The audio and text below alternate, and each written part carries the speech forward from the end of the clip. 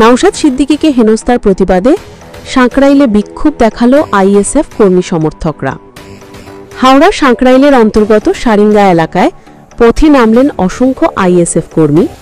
গতকাল সংবিধান বিরোধী ওয়াকফ আইন বাতিল, দেশজুড়ে বাঙালি পরিযায়ী শ্রমিকদের উপর নির্যাতন, ভুয়ো এসসি/এসটি শংসাপত্র, ওবিসি সংরক্ষণ এবং এসআইআর এর বিরোধিতা করে আইএসএফ এর পক্ষ থেকে ধর্মতলায় এক বিক্ষোভ মিছিল করেন ভাঙড়ের বিধায়ক নওশাদ সিদ্দিকী এবং সেখানে বিক্ষোভকারীদের সঙ্গে পুলিশের ধস্তাধস্তি ও নওশাদ সিদ্দিকীকে হেনস্থার প্রতিবাদে আজ রাজ্যের বিভিন্ন প্রান্তে বিক্ষোভ দেখায় আইএসএফ কর্মী সমর্থকরা।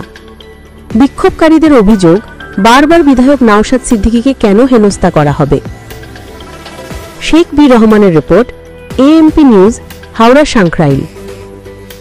বিগত 20 আগস্ট ইন্ডিয়ান সেকুলার ফ্রন্ট সহ বিভিন্ন রাজনৈতিক সামাজিক দল ঐক্যবদ্ধ হয়ে একটি ধর্ণা মঞ্চের আয়োজন করেছিল 20 আগস্ট থেকে 27 আগস্ট পর্যন্ত।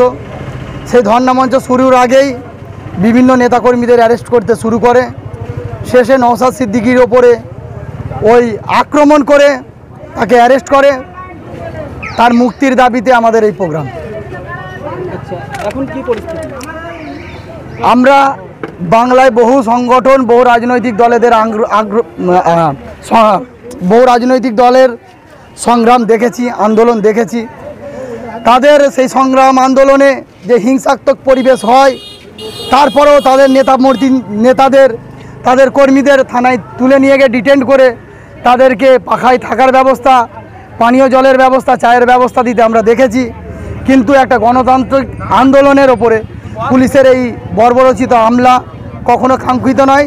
স্বাধীন রাষ্ট্রে তাকে ডিটেইন করে শুধু হয়নি, তাকে হাজতও দিয়েছে, তাকে অ্যারেস্ট পর্যন্ত করেছে। অথচ বহু সোশ্যাল মিডিয়া, ইলেকট্রনিক মিডিয়া ছিল, এমন কোনো একটা বাক্য আমাদের বিধায়কের দেখাতে পারবে না যেটা অসাংবিধানিক, এমন কোনো ব্যবহার দেখাতে পারবে না যেটা অসাংবিধানিক। তারপরেও অন্যায়ভাবে ক্ষমতার জোরে তাকে অ্যারেস্ট করে রেখেছে। তার প্রতিবাদে আমাদের এই আন্দোলন সংগ্রাম। আজ আশা করছি মহামান্য আদালতে সম্মানের সঙ্গে তাকে জামিন দেয়া হবে। যদি না জামিন পায়, আগামী দিনে আন্দোলন আরও তীব্র হবে। আমরা তো এর আগেও নওশাদ সিদ্দিকীকে অ্যারেস্ট করা হয়েছিল, কিন্তু অন্যান্য রাজনৈতিক দলের পক্ষ থেকে তো বিরাট এক বিশৃঙ্খলা সৃষ্টি হয়, অনেক অশান্তি সৃষ্টি হয়, কিন্তু তাদের বিরুদ্ধে সেরকম অ্যাকশন নেওয়া হয়নি।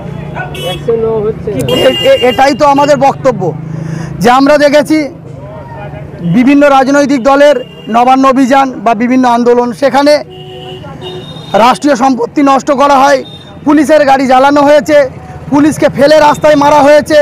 এমনও উদাহরণ, এমন ভিডিও আমাদের কাছে রয়েছে। কিন্তু তাদের সেই নেতাকর্মীদের প্রতি সেই রকম পুলিশের পদক্ষেপ দেখা যায় না। শুধুমাত্র নওশাদ সিদ্দিকী বা সংবিধান মেনে, সংবিধানকে মান্যতা দিয়ে গুটি কয়েক মানুষ আন্দোলন করতে গিয়েছে, তার উপরে শাসকের এই প্রশাসনের এই দমন প্রেরণকে আমরা তীব্র ধিক্কার, নিন্দা, প্রতিবাদ জানাই। আমি শেখ নাজিম, ইন্ডিয়ান সেকুলার ফ্রন্টের সাঁকরাইল বিধানসভা।